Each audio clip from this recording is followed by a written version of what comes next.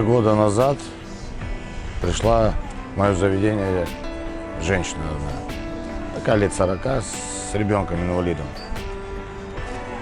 На этого ребенка без слез не взглянешь. Ну, есть инвалиды, по которым не видно, что он инвалид, а есть такие, что конкретно видно. Заказал чебурек с сыром один. Я этот чебурек с сыром, официанту мне дали, все, пожарили ему. Этот ребенок, его мало того, что еле съел, и эта женщина, а я на него смотрю и плачу. Эта женщина мне говорит, достает кошелек, дает 70 рублей за чебурек с сыром. Говорит, вот возьмите. Я говорю, я с вас деньги не возьму. Пошел в мангальную, поплакал как мужик. И с тех пор жене говорю, вот давай таблички такие повесим. В общем, только из-за этого. За душу взяло.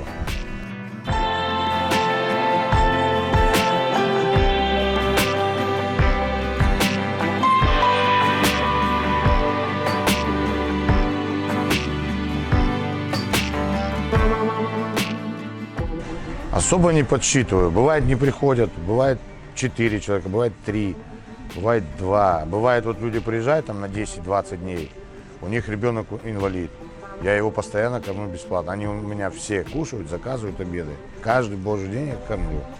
То есть я со взрослых деньги беру, а с детей нет.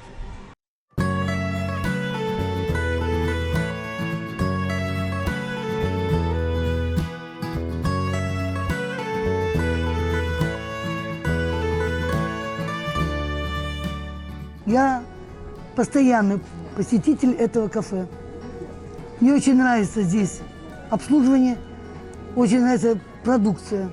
Всегда свежее мясо в беляшах, в чебуреках, в караимских пирогах, и везде.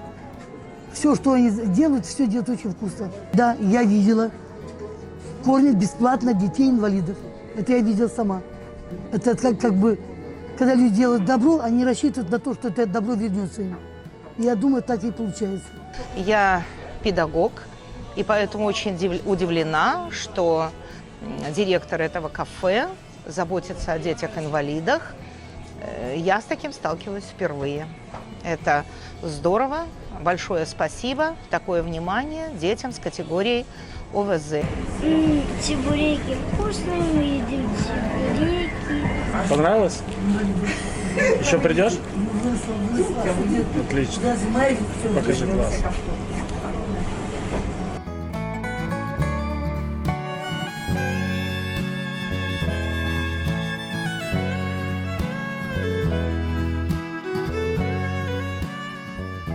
Я хочу, чтобы Аллах все это дело увидел и вообще отменил инвалидность детскую. И все. Мне это хватило бы вот так.